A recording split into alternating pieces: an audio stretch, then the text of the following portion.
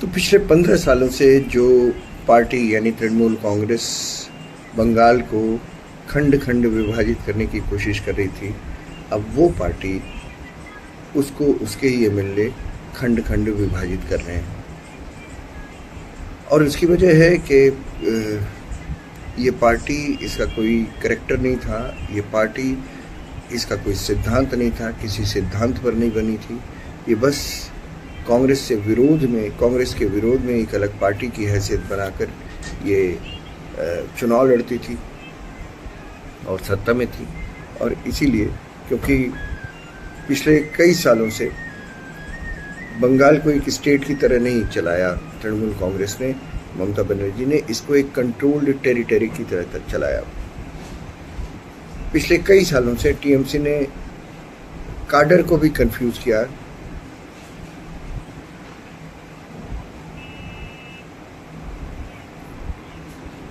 और पिछले कई सालों से मुस्लिम माफिया सिंडिकेट को कंफ्यूज किया सोशल जस्टिस के साथ। मतलब सोशल जस्टिस के बहाने मुस्लिम माफिया सिंडिकेट चलाया और सेकुलरिज्म के बहाने एंटी सनातन पॉलिटिक्स चलाई, और इस तरह कोशिश की कि बंगाल में कई दशकों तक, मतलब कम से कम 15 साल तो उन्होंने शासन किया ही। और वो सोच रहे थे कि आतंक की इस राजनीति के चलते अगले कई सालों तक भी उनकी सरकार रहेगी, जो बेनकाब हो जाने की वजह से नहीं हो पाया।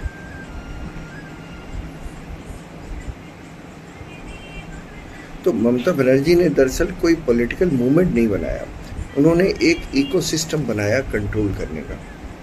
कैसे पार्टी को कंट्रोल किया जाए, कैसे एडमिनिस्ट्रेशन को कंट्रोल किया जाए, और इन सब के बीच में क्या था? भय, टेरर के ज़रिए सबको कंट्रोल किया। तुमको जीना है अगर बंगाल में तो तुम पैसे दो, कट मनी दो, क्योंकि तुम बंगाल में रह रहे हो, बंगाल में जी रहे हो। तुमको मकान बनाना है तो टीएमसी के काडर से जाकर बात करो, और वो तुमको एक कार्ड देंगे, पैसा लेंगे, और उस कार्ड से ये तय होगा कि तुम्हें ईंटा, बालू, रेती कहाँ से खरीदनी है, सीमेंट कहाँ से खरीदनी है। तो इस तरह का एक इकोसिस्टम था जो अब वर्ज पर है एक सिविल वॉर के अंदर ही अंदर, जो पार्टी अभी तक खा पी रही थी। अभी ये कहते हैं, ये मिथुन चक्रवर्ती ने अभी हाल ही में कहा कि एक कारपोरेटर, मतलब कितना छोटा होता है कारपोरेटर, एक कारपोरेटर 200 करोड़ रुपए का मालिक है। अब आप अंदाज़ा लगा लीजिए, अगर एक कारपोरेटर 200 करोड़ का मालिक होगा तो विधायक क्या होगा, मंत्री क्या होगा, अभिषेक बनर्जी क्या होगा, और चीफ मिनिस्टर क्या होगा।